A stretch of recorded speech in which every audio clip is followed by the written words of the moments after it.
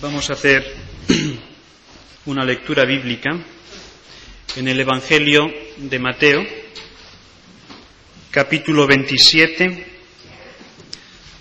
los versículos que van del 32 al 56. Mateo 27, 32.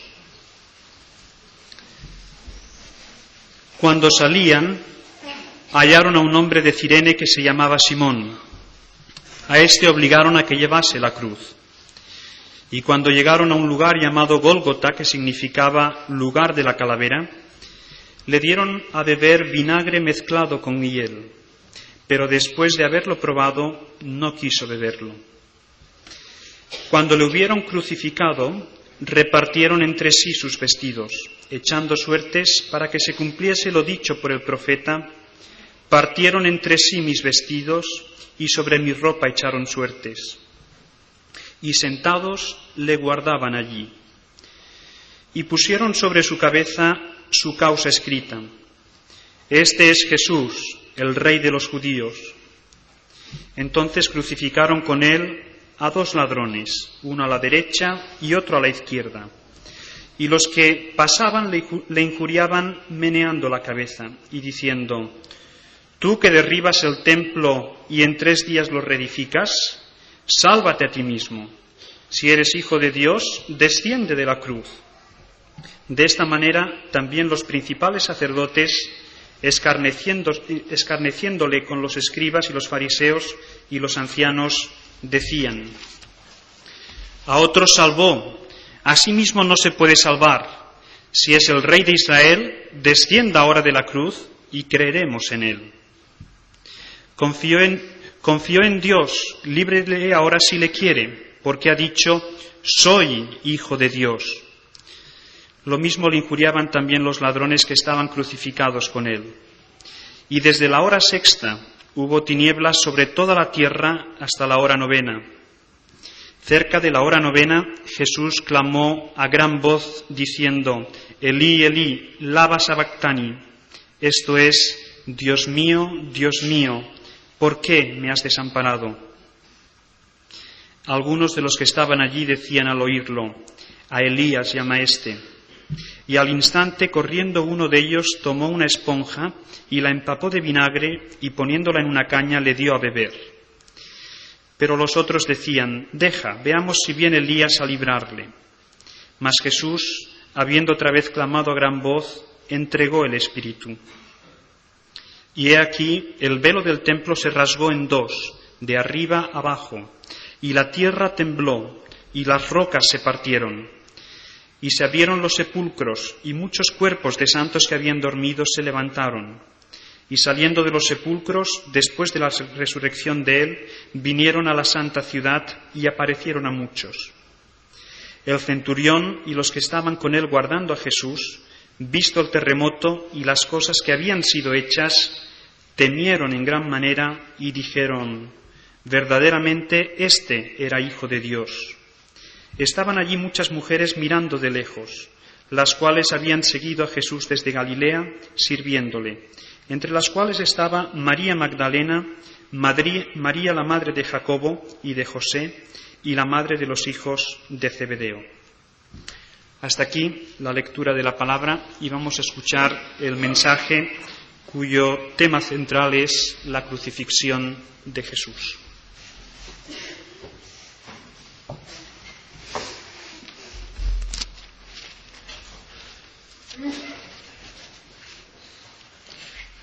La semana pasada estábamos en el pretorio, el cuartel militar donde Jesús sufrió la tortura, los azotes, el proceso jurídico antes de su muerte. Ahora Pilato se ha lavado las manos, ha entregado a Jesús a un centurión para que éste se encargue de la realización de la crucifixión. Y vamos, por lo tanto, en esta mañana a acompañar a Jesús al lugar de su suplicio, Gólgota.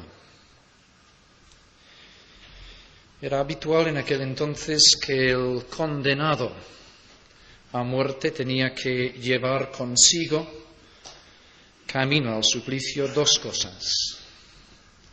Por una parte, colgada del cuello la inscripción de su acusación. Esta inscripción posteriormente era clavada en la misma cruz.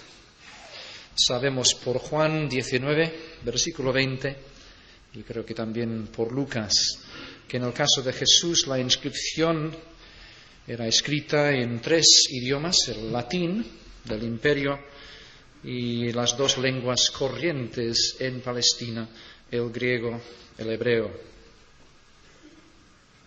En segundo lugar, tenía que llevar su cruz, o más exactamente, no toda la cruz, sino el madero horizontal. El poste vertical normalmente estaba ya en el lugar de la crucifixión.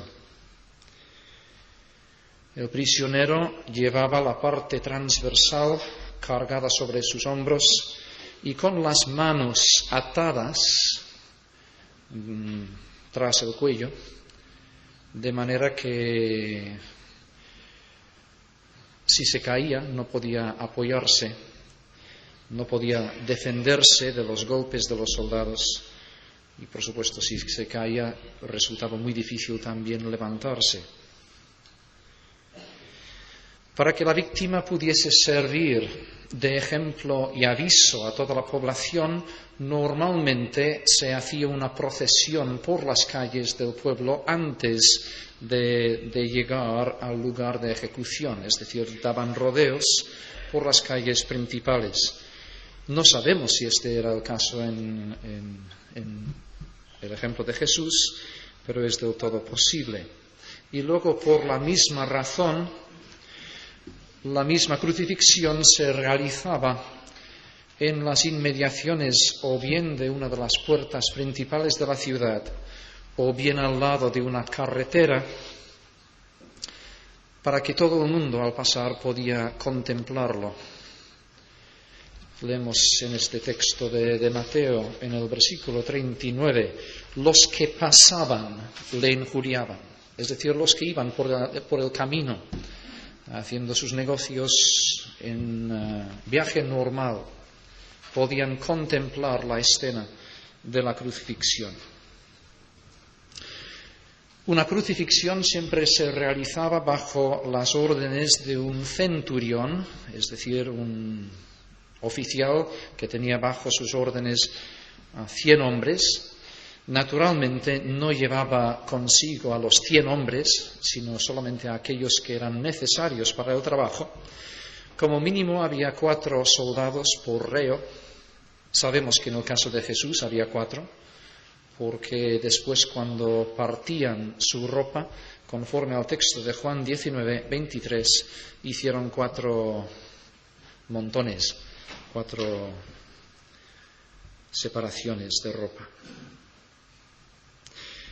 Iban también con Jesús 2 ladrones.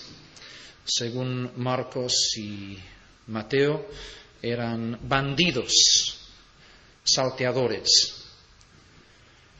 Según Lucas, malhechores. Él utiliza una palabra más generalizada. Probablemente, puesto que se trata de una víspera de fiesta, estos 2 hombres en principio no iban a ser ejecutados aquel día. Sería más normal esperar que acabasen los días festivos para su ejecución. Sin embargo, la urgencia de los judíos era tal que los romanos, como hemos visto, accedieron a una crucifixión inmediata de Jesús, por lo cual el centurión seguramente aprovechó también para ajusticiar a los otros 2. Y esto explicaría la animosidad que ellos manifiestan hacia Jesús, al principio al menos. Hemos leído que lo mismo le injuriaban también los ladrones que estaban crucificados con él, probablemente porque debido a él Ellos tenían que afrontar la muerte unos días antes. Por otra parte, las autoridades judías sabían perfectamente que era una humillación adicional a Jesús crucificarle juntamente con dos criminales comunes, negándole así el protagonismo de una ejecución solitaria. El evangelista Marcos nos hace percibir esta otra dimensión de humillación cuando él dice: crucificaron también con él a dos ladrones, uno a su derecha y el otro a su izquierda, y se cumplió así la escritura que dice: fue contado con los inicuos. Podemos imaginar que el progreso desde el pretorio hasta Gólgota habrá sido lento y penoso. Las calles estaban abarrotadas siempre de gente que hacía su comercio en vísperas de fiesta. Las mujeres sabéis que las plazas siempre están a tope. Y los judíos estaban haciendo sus preparativos para la fiesta. Pero además, con el agravante de que Jerusalén estaba llena de peregrinos, y por supuesto acudían muchos curiosos al saber que los romanos llevaban a Jesús a la crucifixión. Las calles de Jerusalén eran estrechas, muchas veces empinadas, y podemos imaginar la dificultad de ir abriendo camino en medio de la multitud. Probablemente, siguiendo otra costumbre de aquel entonces, a lo largo de este trayecto, Jesús era golpeado constantemente por los soldados. Los evangelios mismos no dicen explícitamente que él haya caído en el camino, si bien esta es una tradición bien conocida, pero es desde luego del todo posible y hasta probable. Algo tiene que haber ocurrido para que el centurión tomase la medida extraordinaria de obligar a un transeúnte a que llevase la cruz. Lo más probable es que Jesús ya no podía más. Obligaron a uno que pasaba, Simón de Cirene, padre de Alejandro y Rufo, que venía del campo, a que le llevase la cruz. Simón, por su nombre sabemos que era judío, había vivido en Cirene, ciudad del norte de África, donde había en aquel entonces una importante colonia judía que vivía en un barrio aparte. El hecho de que Simón en aquellos momentos llegaba del campo indica que la procesión ya ha llegado a la puerta de la ciudad, las inmediaciones de la puerta. El hecho de que Marcos, como acabamos de leer, puede mencionar los nombres de dos de los hijos de Simón, es una evidencia importante de que probablemente esta familia llegó a incorporarse en la iglesia de Jerusalén y era bien conocida por los evangelistas. Quizás Simón y sus hijos formaban parte de aquel grupo de creyentes que, según Hechos capítulo 11, versículos 19 y 20, procedían inicialmente de Cirene, residían en Jerusalén y después de la muerte de Esteban y la persecución que se libró entonces contra la iglesia, fueron como tal grupo a Antioquía para predicar el Evangelio en Antioquía y así fundaron la iglesia de Antioquía. Esto es un poco especulativo, pero todo encaja como posibilidad.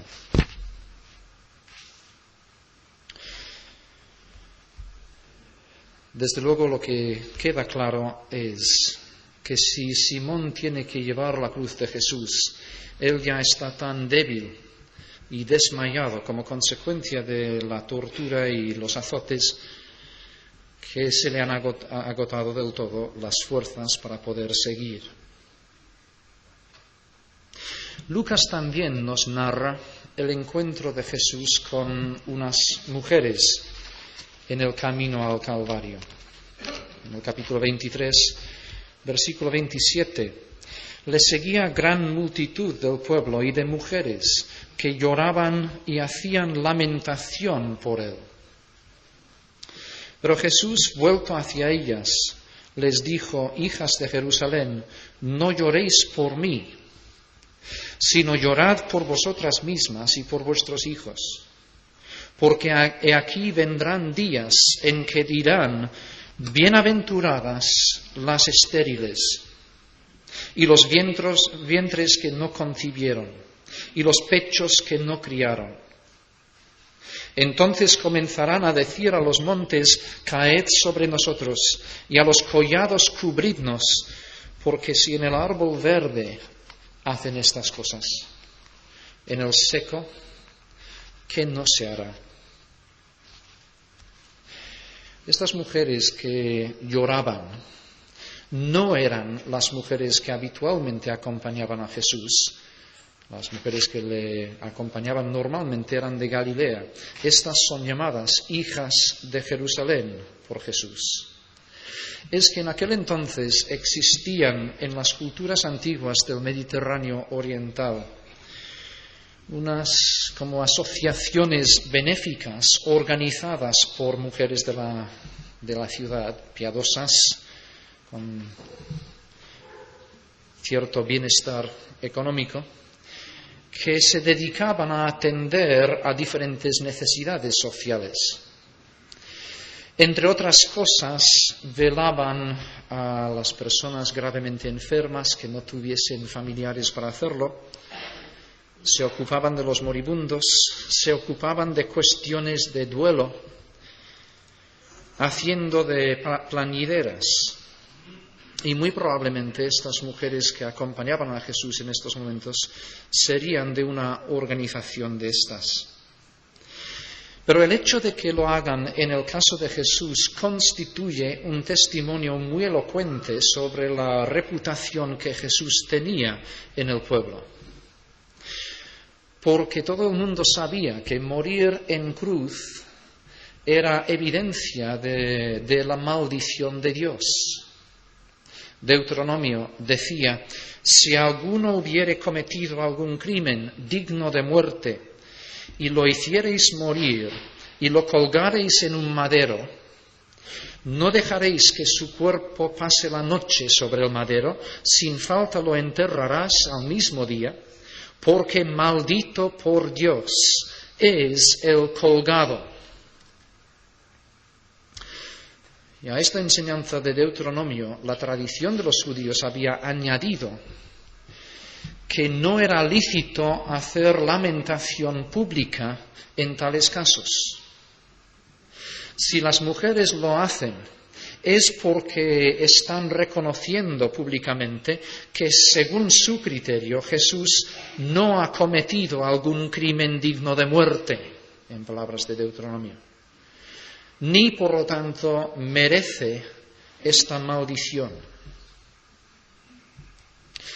Algunos expertos opinan que serían también estas mismas mujeres las que atendían a los ajusticiados, ofreciéndoles como calmante antes del suplicio un vino mezclado con mirra e hiel. Mateo también nos habla del ofrecimiento a Jesús de este brebaje. En Mateo 27:33, cuando llegaron a un lugar llamado Gólgota, que significa lugar de la calavera, le dieron a beber vinagre mezclado con hiel. Pero después de haberlo probado, no quiso beberlo. Marcos indica que había mirra allí también.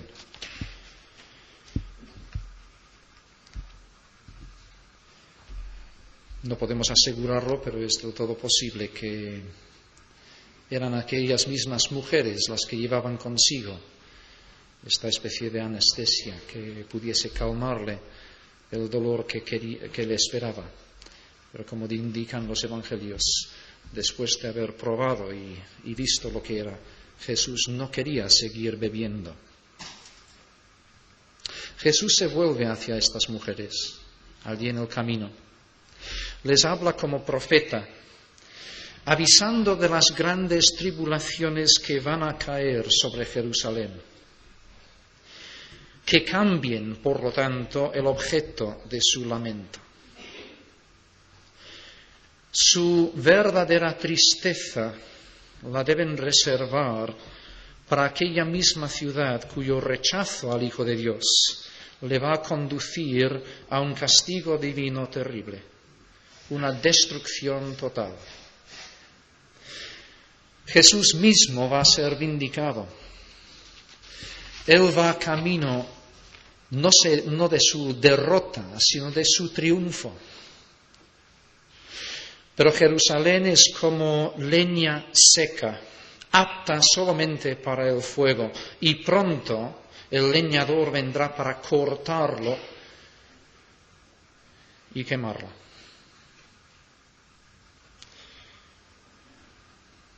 La cruz de Cristo siempre ha sido así. Sigue siendo así hoy. Se alza en medio de la historia, no tanto como un acto de juicio de los hombres contra Jesús, sino como el hecho por el cual Dios juzga a la humanidad.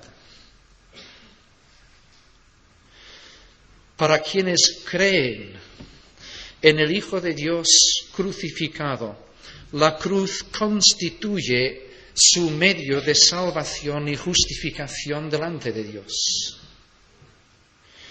Para quien rehúsa creer, que no le dé pena este Jesús crucificado, que sienta más bien pena de sí mismo. Para quien rehúsa creer, su rechazo de Jesucristo constituye una participación implícita en este mismo repudio de parte de los judíos, un repudio de la única esperanza de salvación que tiene la humanidad perdida. No envió Dios a su Hijo al mundo para condenar al mundo, sino para que el mundo sea salvo por Él. El que en Él cree no es condenado, pero el que no cree ya ha sido condenado porque no ha creído en el nombre del unigénito Hijo de Dios.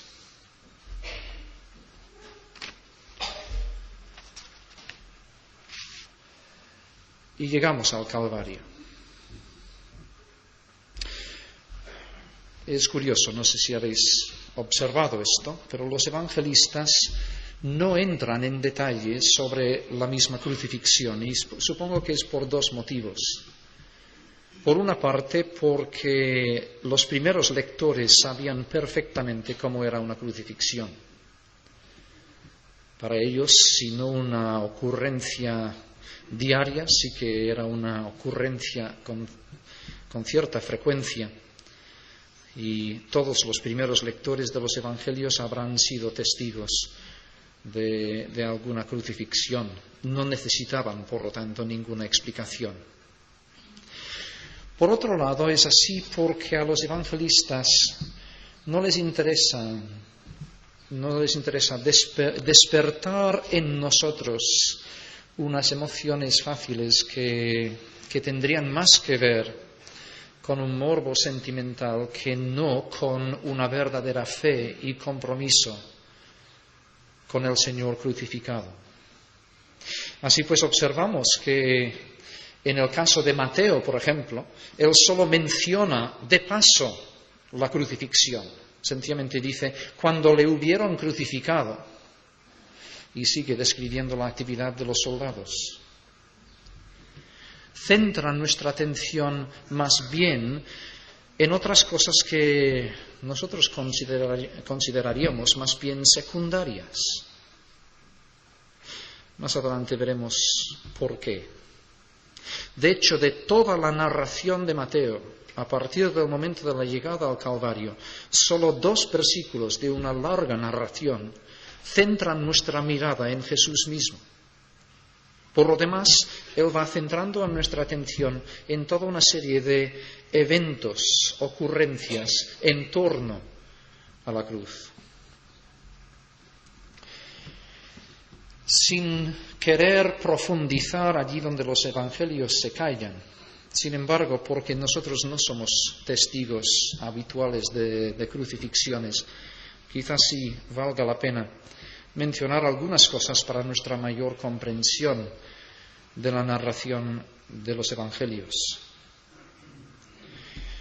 La crucifixión como sistema de ejecución tenía su origen primitivamente en el empalamiento, sistema en el que la víctima era empalada sobre un árbol o un palo especialmente afilado para esto. Seguramente era a esta forma de muerte que se refiere el texto ya citado de Deuteronomio y otros textos del Antiguo Testamento que hablan de árboles, porque en el hebreo árbol y cruz es una misma palabra.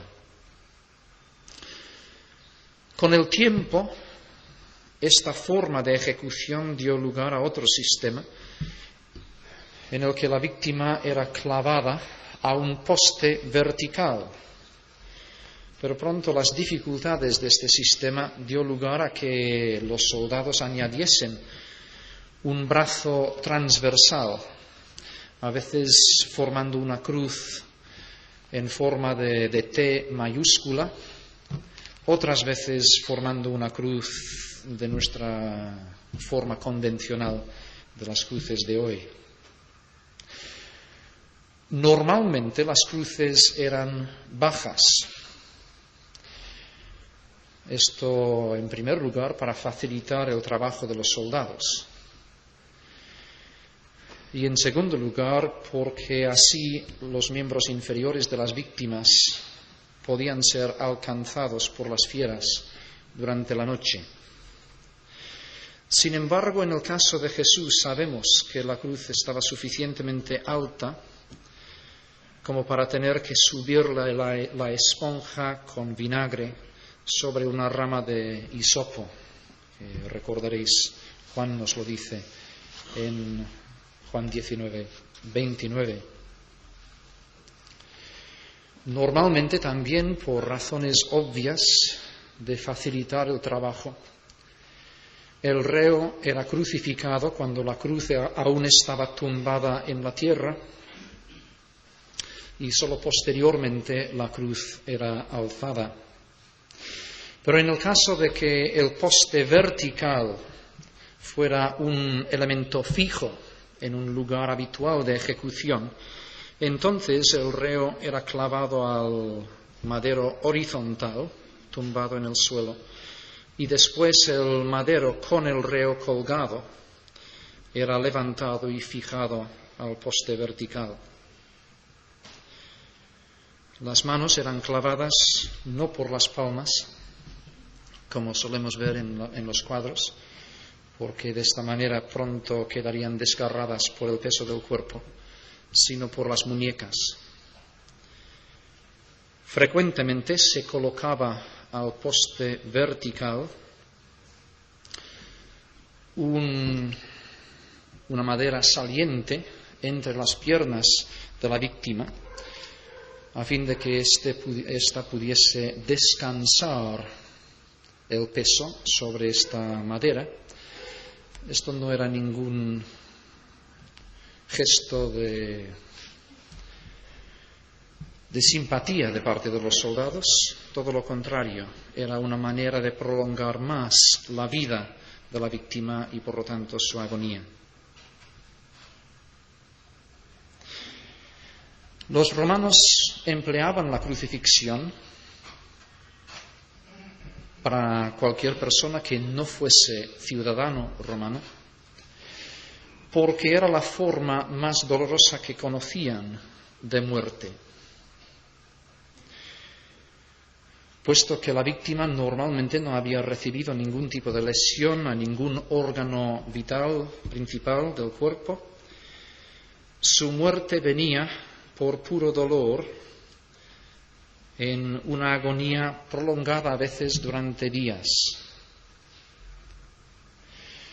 El tormento agudo que constantemente sufría hacía que nunca podía estar quieto.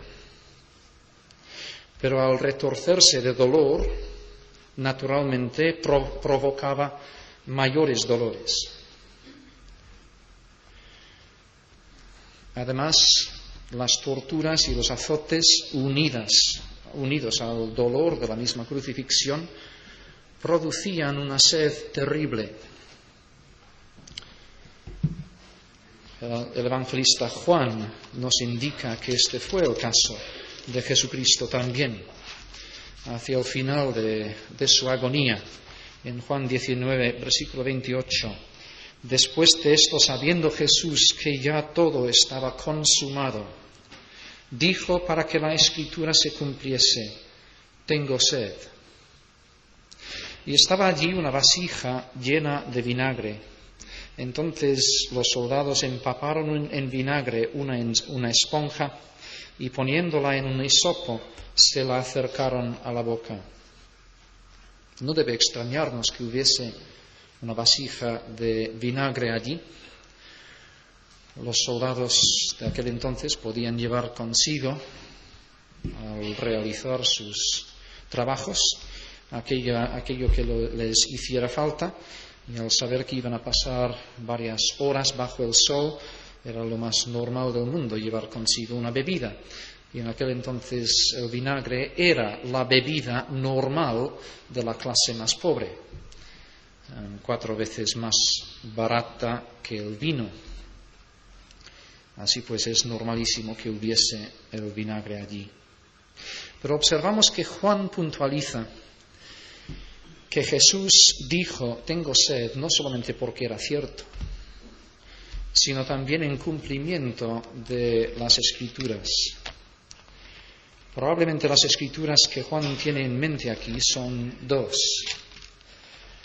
El Salmo 22, que Jesús mismo ya ha citado anteriormente en la cruz, y que por lo tanto Él está meditando en aquellos momentos. En el versículo 15 dice: como un tiesto se secó mi vigor, mi lengua se pegó a mi paladar, y me has puesto en el polvo de la muerte. Y el Salmo 69, a partir del versículo 19. Tú sabes mi afrenta, mi confusión y mi oprobio. Delante de ti están todos mis adversarios. El escarnio ha quebrantado mi corazón y estoy acongojada. Esperé quien se compadeciese de mí y no lo hubo. Y consoladores y ninguno hallé. Me pusieron además hiel por comida y en mi sed me dieron a beber vinagre. Detrás de la frase tengo sed, había implícita en las palabras de Jesús una acusación que muy posiblemente algunos de los judíos presentes percibieron. El escarnio ha quebrantado mi corazón. Esperé quien se compadeciese de mí y no lo hubo. Tengo sed.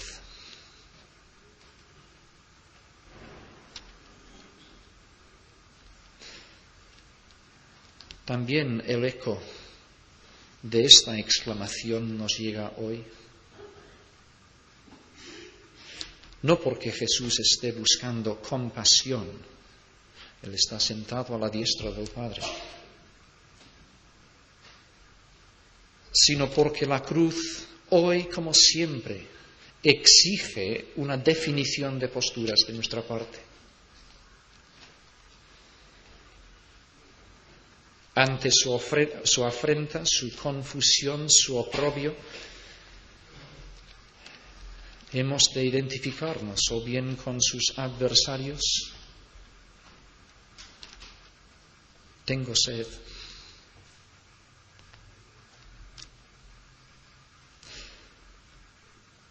O bien descubriendo en esta misma muerte la fuente de nuestra salvación.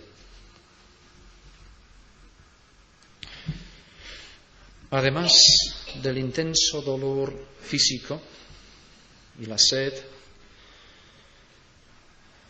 la víctima tenía que sufrir lo que para los judíos era una indignidad extrema, moral, de estar casi desnudo ante la mirada de la multitud. De hecho, en otros países los romanos solían crucificar a los reos completamente desnudos, como también les hacía pasear por las calles desnudos. Sabemos que no era así en cuanto al paseo, porque el texto del Nuevo Testamento nos indica que los soldados vistieron a Jesús para llevarle por las calles. Y seguramente era así porque, como concesión especial a los judíos, porque ellos tenían en gran estima la modestia.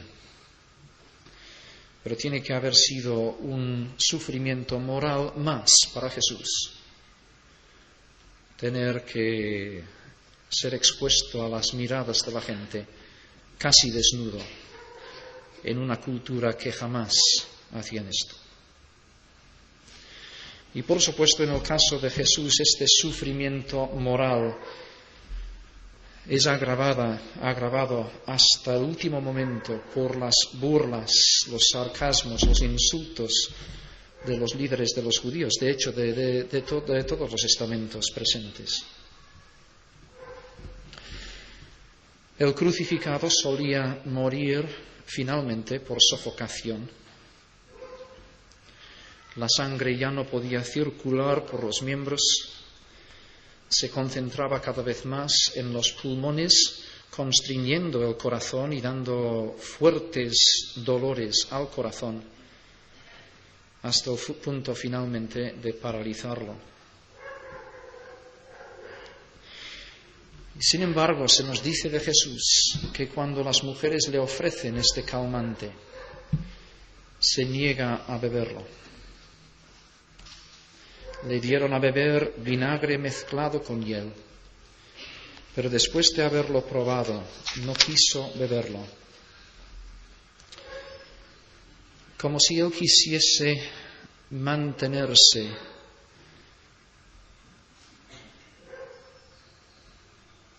plenamente capacitado para sufrir,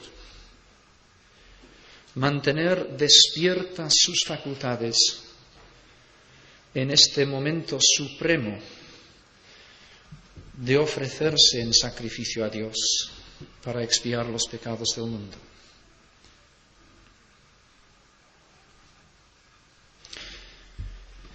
He dicho que los evangelistas dan por sentado que estos detalles que acabo de mencionar, pues los sabemos. Y ellos llaman nuestra atención más bien a otras cosas. En parte, a ciertas cosas que Jesús mismo decía desde la cruz, algunas de las cuales Dios mediante vamos a considerar la semana que viene. Pero también en las diversas reacciones de la gente que está allí reunida en torno a la cruz. ¿Por qué? ¿Por qué, siendo este el momento culminante de la historia, tal y como lo dicen los evangelios, el hecho supremo de la historia humana, por qué los evangelistas más bien desvían nuestra atención del sufrimiento mismo de Jesús en la cruz para fijar nuestra atención en la gente que está alrededor de la cruz? Creo que es sencillamente porque los evangelistas ven en estas personas una representación de la humanidad. Y es como si nos invitasen a todos nosotros a definirnos en cuanto al crucificado, identificándonos necesariamente con una de estas opciones. ¿Cuáles son? En primer lugar, consideremos la reacción de burla, de oposición, de insulto. Yo no creo que haya nadie aquí presente esta mañana que reaccione así, porque pienso que si este fuese el caso, no estaríamos aquí. Pero escuchemos otra vez.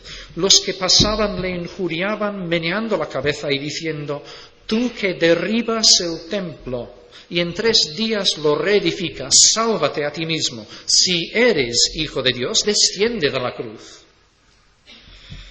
De esta manera también los principales sacerdotes, escarneciéndole con los escribas y los fariseos y los ancianos, decían a otro: salvó, a sí mismo no se puede salvar. Si es el rey de Israel, descienda ahora de la cruz y creeremos en él. Confió en Dios, líbrele ahora si le quiere, porque ha dicho: soy hijo de Dios. Y lo mismo le injuriaban también los ladrones que estaban crucificados con él. Tenemos la situación de que los transeúntes, los que van por la carretera, le insultan. Los líderes religiosos reunidos alrededor también. Los 2 ladrones también, aunque uno de ellos cambiará de actitud.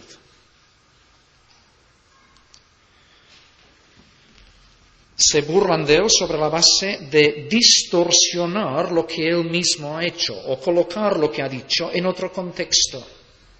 Sus argumentos parecen muy inteligentes, muy contundentes. Su muerte parece darles la razón. Algo parecido ocurre con la exclamación de Jesús cuando dice: Elí, Elí, lama sabactani. La reacción que esto provoca en la multitud puede haber sido una reacción genuina de confusión, de pensar que con esta palabra Elí, Eloi, en el arameo original, que probablemente que algunos pensaban que estaba llamando a Elías. Los judíos sabían que Elías tenía que aparecer antes de la venida del Mesías y pensaban: bueno, a lo mejor él vendrá ahora para rescatarle. Y entonces veremos la liberación de la cruz de este que pretende ser Mesías y el establecimiento de su reino. Pero otros expertos opinan que en realidad es otra burla cruel hacia Jesús. Él está llamando, ellos lo saben perfectamente, a Dios, pero deliberadamente distorsionan la palabra y hacen que diga Elías, burlándose todavía de sus pretensiones mesiánicas. Una primera reacción. En realidad, en el fondo, la reacción de la mayoría.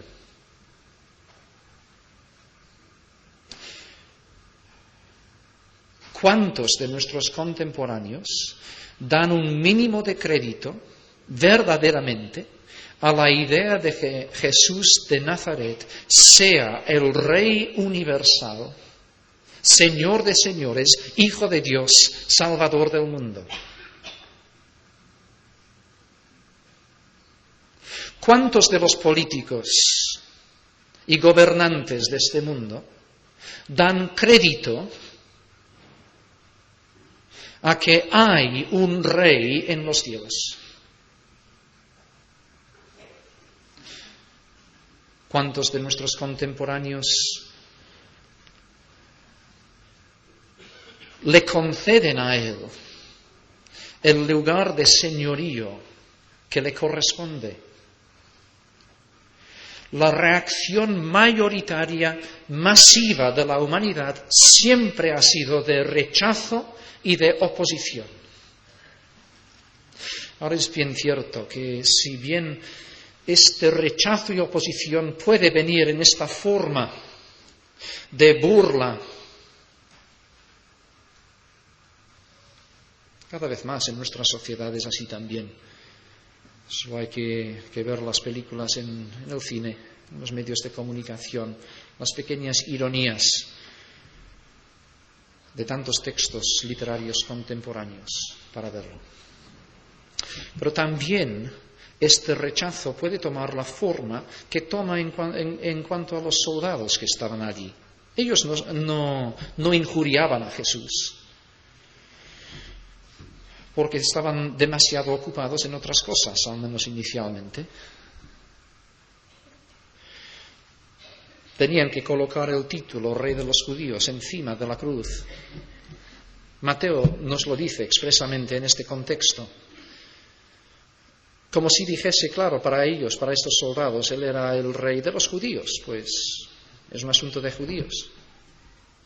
No nos toca a nosotros preocuparnos. Pero también porque estaban tan ocupados en repartir entre sí la ropa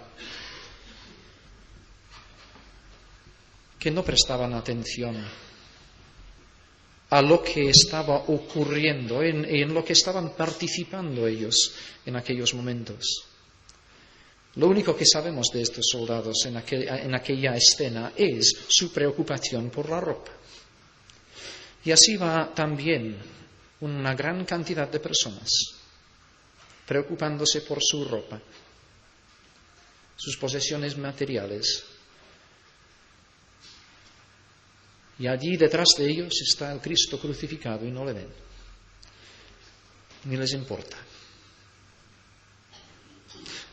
El rechazo no solamente es de insulto, también es de apatía, de indiferencia, de tener los valores puestos en lo material, no en lo espiritual. Una despreocupación por la salvación que Dios ha obrado. En tercer lugar, vemos a las mujeres y los discípulos. Juan en su Evangelio nos dice que estaban cerca de la cruz. Los sinópticos nos dicen que estaban lejos de la cruz. Pero no es ninguna contradicción. En aquel entonces no era aceptable que las mujeres estuviesen presentes en el mismo momento del fallecimiento de un hombre, como tampoco podían participar en el mismo momento del entierro.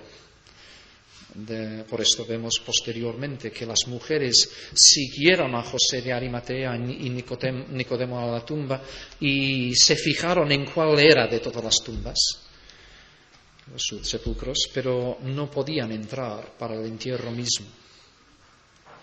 Y por lo tanto, uniendo la información de los evangelios, entendemos que en un momento determinado María, la madre de Jesús, y las demás mujeres, juntamente con Juan, se acercaron a la cruz, seguramente de alguna manera para despedirse de Jesús,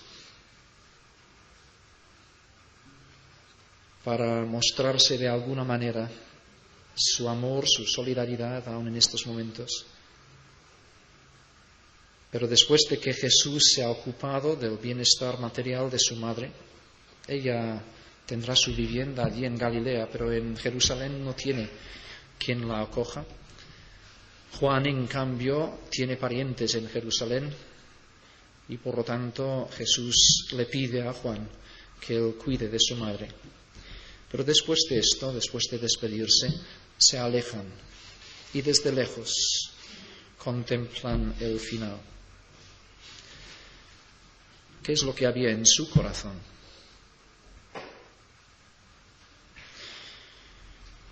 Emociones tremendamente fuertes, un corazón desgarrado.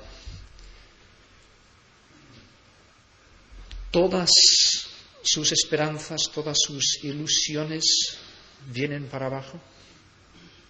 Desean creer, pero parece que se ha acabado. Desearían que viniese Elías o los ángeles del cielo para intervenir, pero no intervienen y van pasando las horas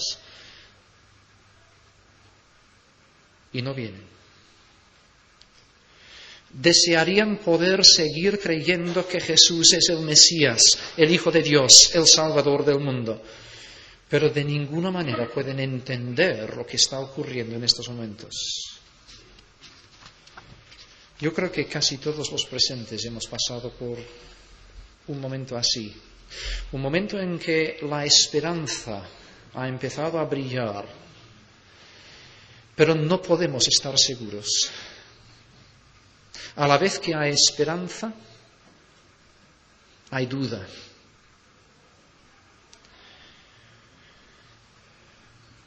La esperanza es demasiado buena como para poder ser cierta. Yo te pido que si estás así esta mañana, sigas mirando. No dejes la cruz. Sigue allí hasta el fin. Acompaña a José y Nicodemo a la tumba, al sepulcro. Ve cómo le entierran. Vuelve a casa para preparar tus perfumes, rendirle homenaje, porque a fin de cuentas, como mínimo, fue un gran hombre, un modelo para nosotros. Reconócele como tal. Vete con tus perfumes para celebrar su existencia. Y quién sabe, si tú sigues, a lo mejor te sale al encuentro del Cristo resucitado.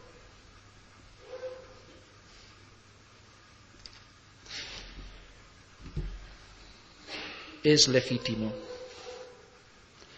estar durante un tiempo al lado de la cruz intentando entenderla,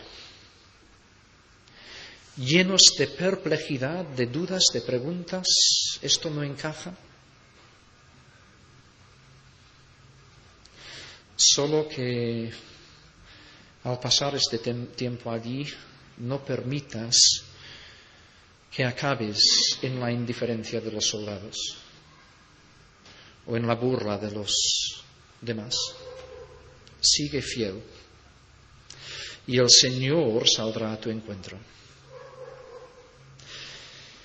Pero finalmente hay dos personas más que tenemos que considerar. Dos personas que es imposible saber hasta dónde ellos realmente entendieron lo que estaba ocurriendo, pero cuyo testimonio está plasmado aquí en los Evangelios, en contraste con el sarcasmo y la burla de las multitudes, como ejemplo de otra alternativa, la respuesta de la fe. Uno de ellos era uno de aquellos ladrones, salteadores, bandidos, que sufrió la muerte juntamente con Jesús. Podemos imaginar qué clase de hombre era. Duro. Él mismo había matado. Era ladrón. ¿Qué sentimientos podemos esperar encontrar en una persona así? Y sin embargo, cuando llega el momento de la verdad, cuando está él mismo en una situación límite, Dios le permite, le da la gracia de ver su vida como realmente es.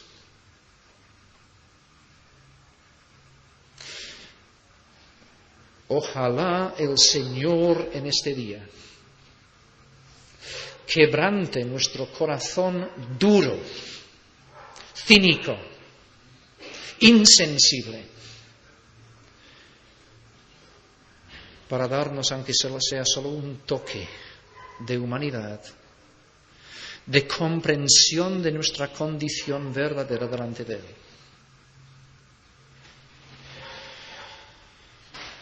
Este ladrón, allí en medio de su propia tortura y sufrimiento, tiene suficiente luz para estar considerando ciertas cosas.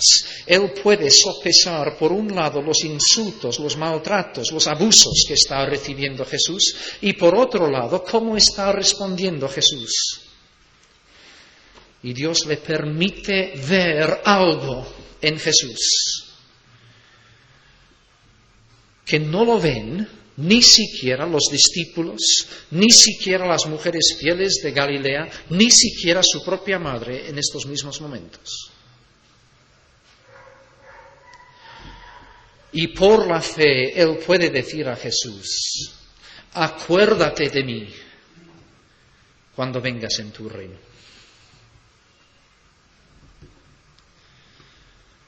La fe en esencia es tan sencilla. Señor, acuérdate de mí. Aquí estoy perdido. Me voy.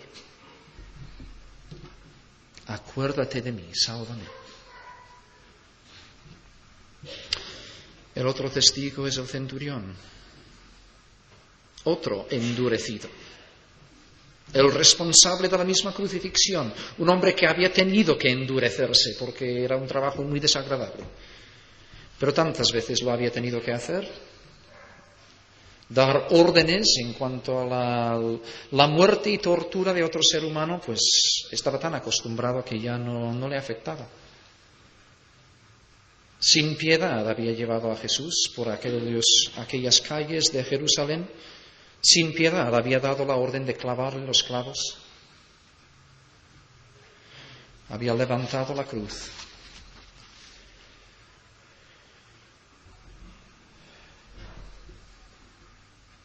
Pero en aquellas horas de estar allí al lado de la cruz también tenía tiempo de reflexionar.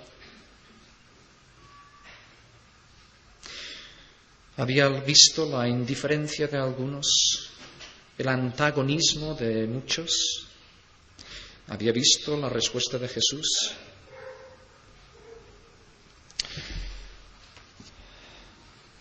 Y ante el testimonio de la oscuridad del cielo, el terremoto, como si, según su mentalidad, los dioses estuviesen interviniendo para decir algo. Claro que había mucho de superstición en este hombre. Sin embargo, él exclama: ciertamente, este era un hombre justo. En palabras de Lucas 23:47. Él no ha merecido morir. Él ha podido seguir más o menos el proceso. Está informado. Llega a la conclusión de que este es un hombre inocente, pero más aún, Mateo 27:54. Verdaderamente este era un hijo de Dios. Nuevamente digo, yo no sé si podemos afirmar que él realmente hubiese entendido la implicación de lo que está diciendo. Pero hasta donde tiene luz está respondiendo con fe. Está en contraste con aquellos sarcasmos de los líderes. Confió en Dios, líbrele ahora si le quiere, porque ha dicho soy hijo de Dios. Viene la respuesta de un gentil, pagano, supersticioso, sin información. Verdaderamente este era hijo de Dios. ¿Con quién te identificas?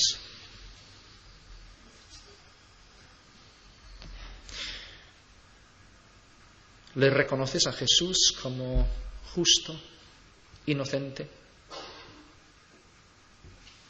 Esto no nos cuesta demasiado a estas alturas.